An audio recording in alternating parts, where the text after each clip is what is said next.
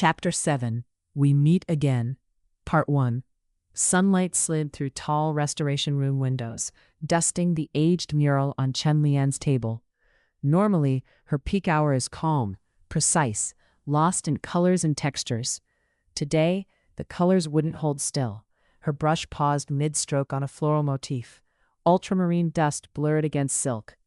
Thoughts intruded, unbidden. Focus, you've done this 100 times. But concentration frayed thin, mind overtaxed. Deadlines loomed, exhibition drafts, restoration due in 2 weeks. Career peak, yet dinner haunted, confusion, blunt proposal, her shaken exit. Her pulse flickered, not anxious, but restless, unnameable. Mei Shu passed, glancing over. Lian, did you sleep at all? Neutral smile, safest armor. Just work.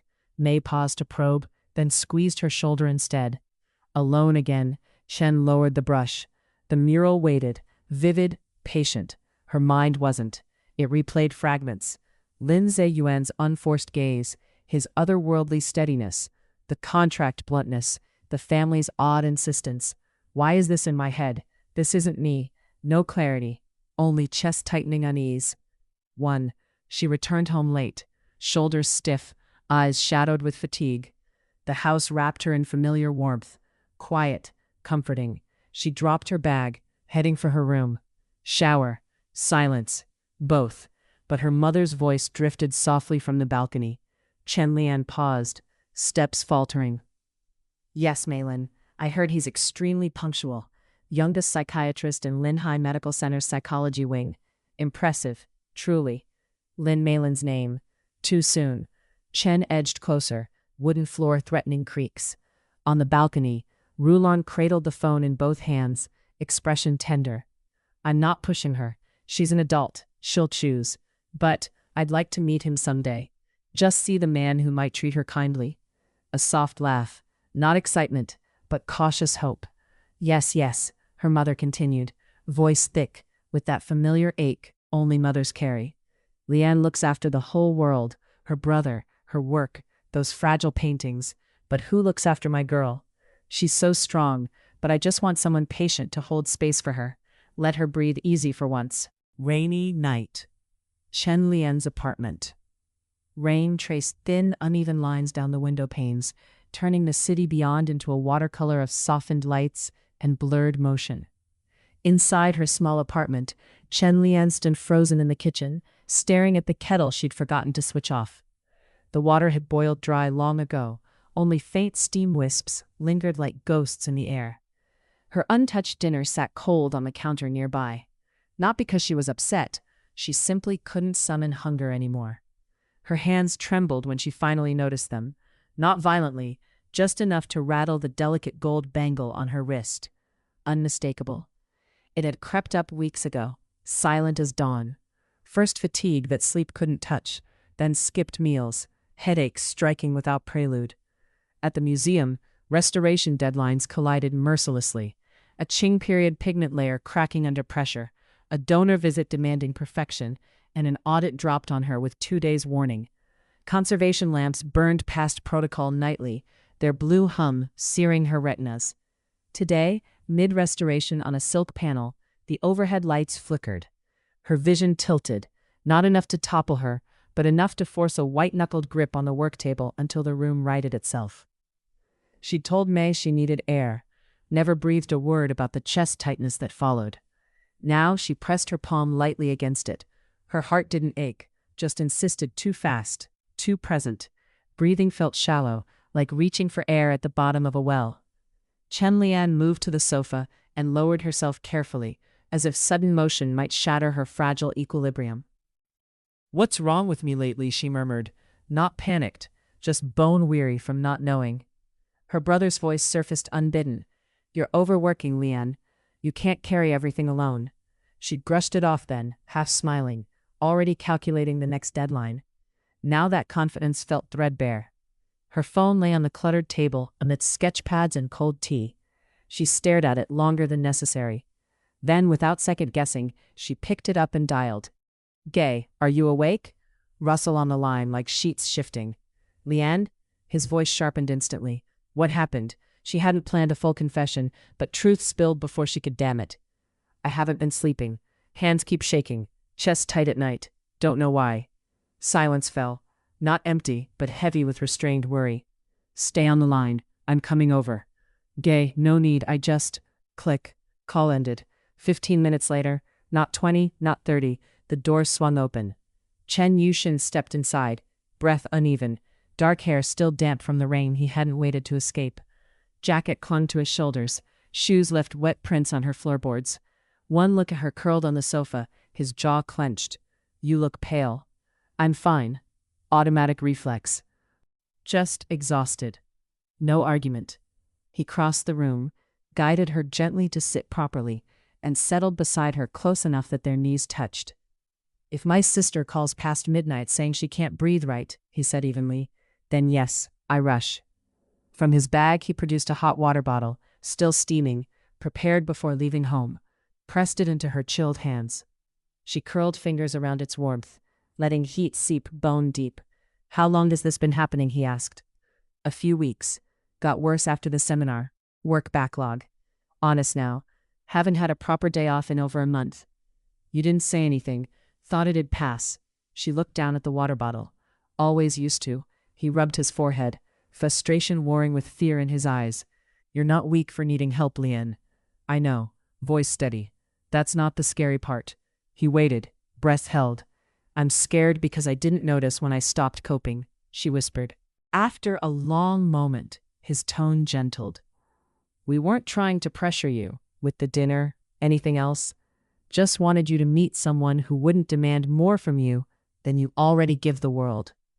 Her thoughts flickered to quiet gaze across the amber-lit table, unhurried silences that breathed instead of filled. Gentle. She hadn't framed it that way before. Made an appointment for you tomorrow, he said. Dr. Han Yao at Linhai. Conversation only. No labels, no decisions unless you choose. She nodded slowly. Not surrender, but bone-deep relief that someone else carried weight tonight. Okay. He exhaled, shoulders easing a fraction. Lie down. I'll stay till you sleep. She did, curling into the sofa corner, hot water bottle cradled against her chest. For the first time in days, when her eyes closed, her heart didn't race ahead of her thoughts. Lin Zeyuan sat alone in the quiet corner of his apartment, a single lamp casting a soft, unwavering circle of light over the patient reports balanced on his lap. The room breathed minimalism, every book spine perfectly aligned on glass shelves, every surface polished to a reflection, the air carrying faint traces of sandalwood from an uncapped diffuser. Outside, city rain pattered steadily against the floor-to-ceiling windows, turning neon signs into liquid streaks of color. But tonight, the clinical words blurred. His focus slipped. His phone vibrated sharply against the glass side table. Dr. Han Yao. He answered on the second ring. Dr. Han. Still awake? Han's voice filled the line, warm enough for honesty, measured enough for distance. I was reviewing the emotional regulation cases you assigned, Zeyuan replied, fingers tightening briefly on the folder. Expected as much. Amusement threaded through, light as rain mist. But that's not why I called. Zeyuan straightened, the leather chair creaking softly under the shift. What happened? A client tomorrow, Han said evenly. Stress-induced anxiety, work overload, sleep disturbance. Silence stretched, a deliberate pause, heavy with implication. It's Chen Lian. Zeyuan's fingers stilled against the crisp folder edges, then resumed their precise grip, controlled as always. The lamp's glow caught the wire rims of his glasses, glinting cold. Manager Chen referred her. Han continued, tone clinical. You've encountered her before. Different context. Yes, careful words. We had a scheduled dinner. And the public seminar, Han noted, not probing, simply placing pieces. I remember. No judgment, no questions, just acknowledgement, settling like dust. I'll conduct her sessions personally, Han said. But I want you're present, not involved, observation only, administrative preparation, behavioral micro-pattern notes after. Understood. And Zeyuan, Han's voice dipped, professional but piercing. This isn't exposure therapy. It's continuity. Don't dismantle it before it begins. Zeyuan's gaze dropped to the folder in his lap, the white gold edge of a highlighted chart catching light. I won't. Dry, knowing exhale. I trust your boundaries. You've never crossed them. The unsaid hung vivid between them. But you don't always see what reaches you. See you tomorrow, Han said. Click, call ended. Rain continued its soft assault against the floor-to-ceiling glass, turning city neon into liquid streaks that bled across the darkness. The patient reports lay open across his lap, pages crisp and unread, their clinical typefaces swallowed by lamplight. Lin Zeyuan sat perfectly still in the leather armchair, the only betrayal the faint, unsteady pulse flickering at his wrist, visible where his cuff rode up. He leaned back against the cool leather, exhaling slowly and measuredly. Not unsettled, merely aware, more aware than discipline preferred. His gaze drifted toward the open balcony door, where rain mist curled inward like exhaled breath. Beyond, city lights shimmered through the haze, soft, unfocused, blending into a muted golden glow that caught in the wet air, the same subdued hue. First noticed in the seminar hall, her voice was weaving through chaos. Then in the restaurant's amber light, fracturing his stillness. Now returning, quiet but insistent. Not overwhelming, just steady. A signal unrequested, unblocked. He closed his eyes briefly, grounding each breath, chest rising, falling, deliberate. The rain's rhythm filled the silence, steady patter against the polished concrete balcony floor. Tomorrow remained unknown, but his mind, typically rigid, analytical, armored against uncertainty, he did not reject her name tonight. Chen Lian. After ending the call, Dr. Han Yao set his phone face down on the mahogany desk with a soft click, exhaling slowly through his nose. The office held quiet authority around him. Floor-to-ceiling bookshelves groaned under leather-spined journals. A jade paperweight caught the desk lamp's amber beam. Faint jasmine steam curled from his half-finished tea beside the phone, mingling with aged paper's subtle musk. Not pleased, not sentimentally, just quietly satisfied, like a researcher watching two independent variables converge without coercion or contrivance. Years of observation now aligning with natural momentum. He rose smoothly, polished loafers whispering across the Persian rug, and knelt before the narrow drawer beneath his desk. Metal side open. Inside rested a slim, unmarked logbook, black leather worn soft at edges, pages private, precise, never shared with trainees or colleagues. No digital ghosts. He's alone. Han settled into his leather chair, the logbook balanced across one knee. Fountain pen nib gleamed as he uncapped it, then wrote with deliberate strokes, each character surgical. Case crosslink 01, subject Chen Lian. Note, unplanned but favorable overlap. Existing familiarity confirmed. Potential controlled observation setting for Lin Zeyuan. Monitor without disclosure. He paused, pen hovering above the crisp page, ink bead trembling at the nib. Ethics weren't abstract to him. They formed structure, boundaries sharp as scalpel edges, timing measured in heartbeats, restraint practiced like breathing.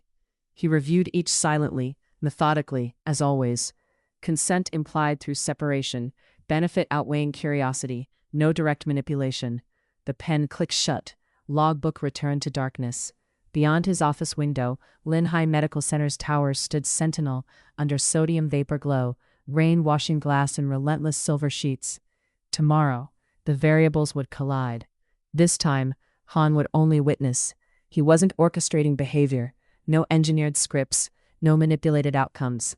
He wasn't cultivating dependence, no subtle triggers, no conditioned responses, and certainly not trespassing where consent and autonomy drew inviolable lines. But sometimes, variables align of their own momentum. Sometimes, the most responsible choice meant not disrupting that convergence prematurely, letting organic interaction unfold before observation shuttered it. A faint smile touched his lips, brief, contained, gone as quickly as it appeared. Han closed the logbook gently, black leather whispering shut. His index finger tapped its cover once, a habitual signal of completion, muscle memory from years of closing case files. Interesting, he murmured to the empty office, voice low as confession. She returns to his field without external prompting. That rarely happened. The jade paperweight caught lamplight as he rose, casting green fractals across the desk. Rain continued silvering the windows, Linhai Medical Center's towers gleaming wet below, like surgical instruments under sterile light.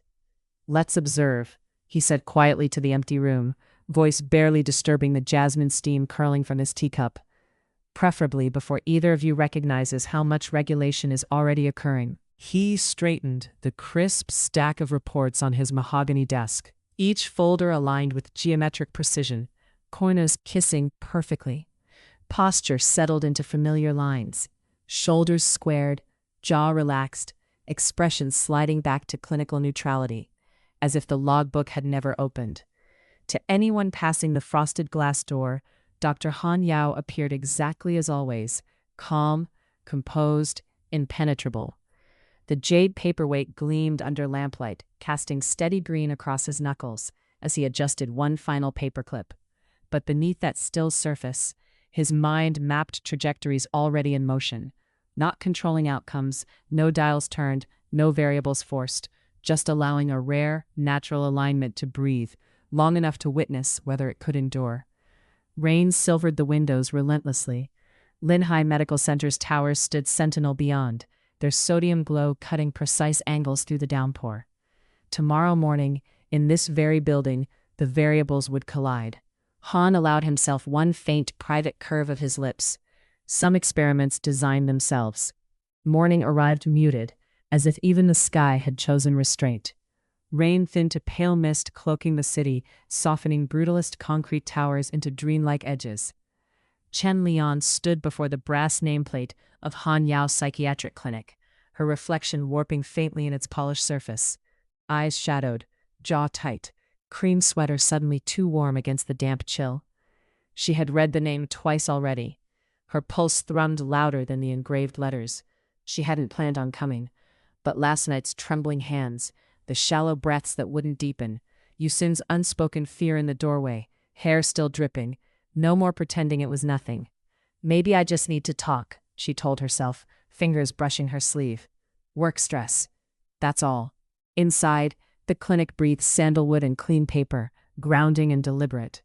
A nurse in soft blue scrubs guided her down a quiet hallway where sunlight sliced through frosted glass in measured rectangles. Dust motes suspended like specimens. "Dr. Han will see you now, Miss Chen." She smoothed her sleeve again, habit, not vanity, and pushed open the heavy door, and stopped dead. The older sat behind a mahogany desk, posture relaxed yet exact, calm draped like bespoke tailoring. Dr. Han Yao's wire-rimmed glasses caught lamplight. His smile held professional warmth without familiarity. The other sat angled slightly back, half-shadowed. A black pen rotated slowly between long, precise fingers. His posture achieved stillness, movement rationed like medication. White coat crisp over charcoal sweater, jawline sharp against the pale column of his throat. Her breath snagged. Lin Zeyuan, the man who proposed contract marriage with surgical neutrality, the man who vanished from her seminar gallery without explanation, the man whose presence always felt contained, pressurized. Today, in clinical whites, he appeared even more unreadable. Glass still, his eyes lifted, dark, steady, catching hers for one endless beat before returning to his notebook. The pen never faltered. His dark hair was faintly tousled at the temple, catching a rogue beam of sunlight that slipped through the frosted window. She hated that she noticed. Such precise observation felt like betrayal of her own rattled nerves. He looked like the sort of man admired from a distance, except admiration craved warmth, connection, and give. Lin Zeyuan offered none. He existed quietly, like a shadow that needed no light to be known, self-contained, complete in stillness. Dr. Han gestured toward the leather chair opposite his desk, sunlight catching the gold cufflink at his wrist. "Miss Chen, please sit. This is Dr. Lin, my colleague. He assists with occupational stress cases." She managed a nod, throat constricting as silk pulled too tight. Lowering herself into the chair felt ceremonial, heavy, witnessed. The leather sighed beneath her. "Thank you for seeing me, Dr. Han." The conversation unfolded gently, like brushwork on fragile silk. Work hours first, how many weekly, how often past a protocol. Sleep cycles, interrupted how many times, quality on a scale of 1 to 10. Appetite, meals skipped, hunger absent or delayed. Deadlines, specific projects, temporal pressure, emotional residue. Chen Lian answered carefully, truthfully, but selectively, the way capable women architects make their confessions. She spoke of restoration projects swallowing days, time bleeding away unnoticed through conservation lamps' blue hum. Nights where exhaustion carved her hollow, yet her body refused sleep's mercy, mind circling like a brush lost in negative space. Across the desk, Lin Zeyuan's pen moved steadily, ink blooming black against white pages, never pausing, never pressing. His face remained neutral, but his eyes lifted once, dark, unreadable, catching hers for half a breath before returning to the page. The room held its breath with her. Throughout it all, Lin Zeyuan remained silent. He did not interrupt, no questions cutting through her rhythm, did not prompt, no tilted head urging elaboration, did not soften his gaze, dark eyes steady, surgical. He listened as surgeons listen, precise, economical, attuned to subtext beneath spoken words, the unsaid fractures, the weighted pauses. And for the first time since crossing the threshold, Chen Lian felt her breath falter, caught mid-exhale. Not attraction, recognition. She noticed details now, sharp as restored pigment layers. The minute tightening of his fingers around the pen when she mentioned Yushin, half-second compression, then release. The faint jaw shift at insomnia, muscle memory of sleepless nights shared across silent tables. The almost imperceptible pause, ink hovering above paper, when she confessed, fearing work would erase her piece by piece. Understanding flickered there, brief as a glint on glass. A shared dialect of those who carried universes and requested nothing, a language of restraint, of measured silences that spoke louder than questions ever could. Across the desk, Dr. Han's pen tapped once, a soft signal to continue. But Chen Lian's eyes lingered on Lin Zeyuan a breath too long, the room's careful equilibrium trembling at its edges. Dr. Han nodded slowly, wire-rimmed glasses catching the measured sunlight. "You're very self-aware, Miss Chen. That helps."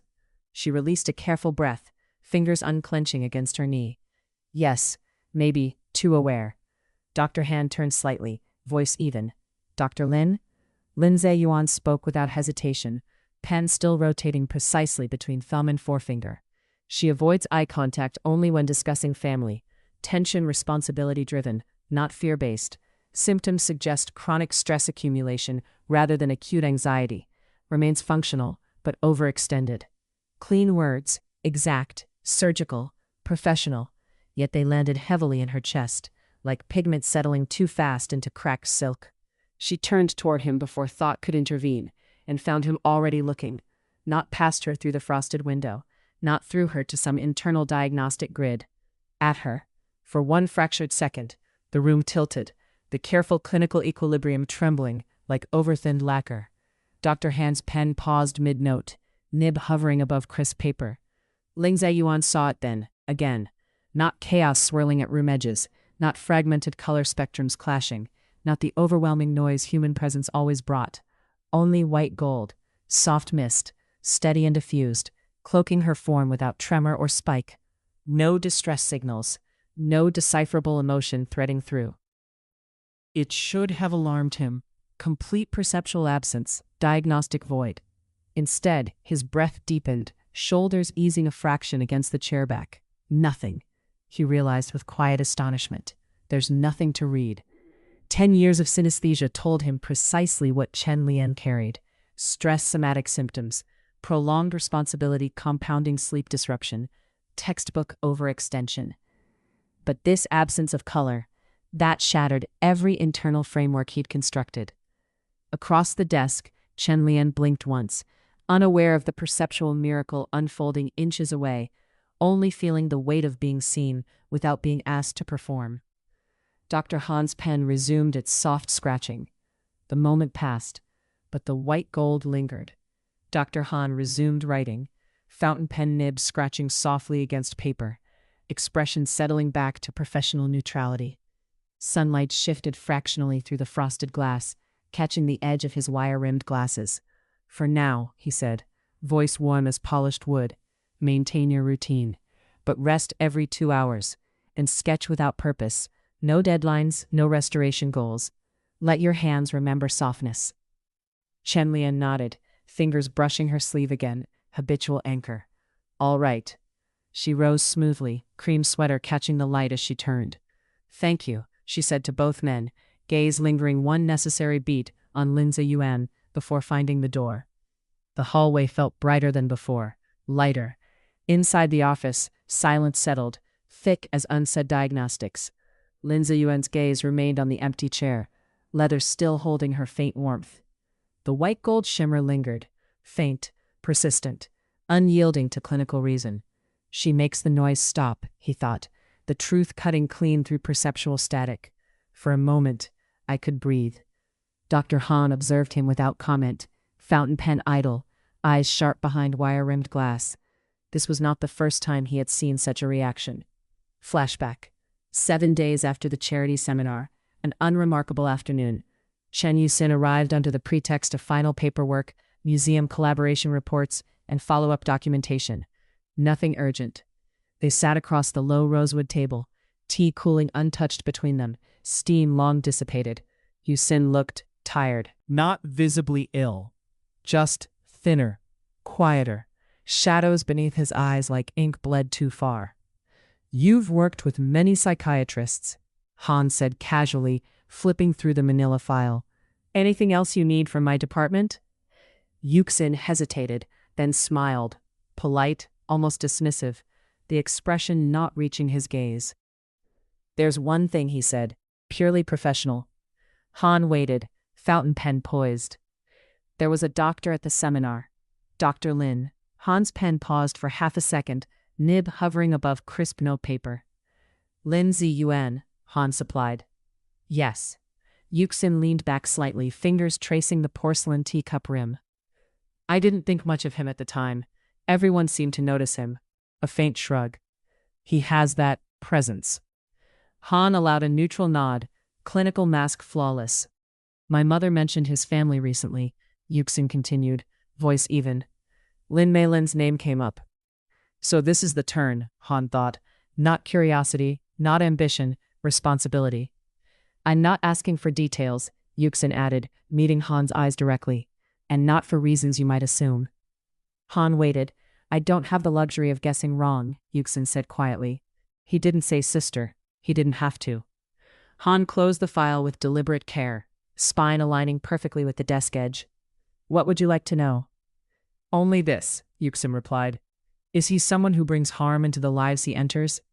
Not suitable, not impressive, not ideal. Harm.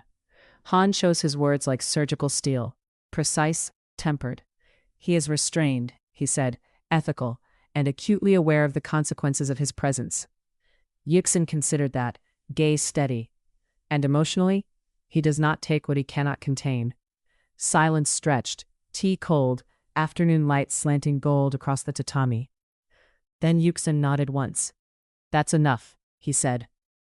Thank you. Han did not add anything more. Some truths were not meant to be clarified.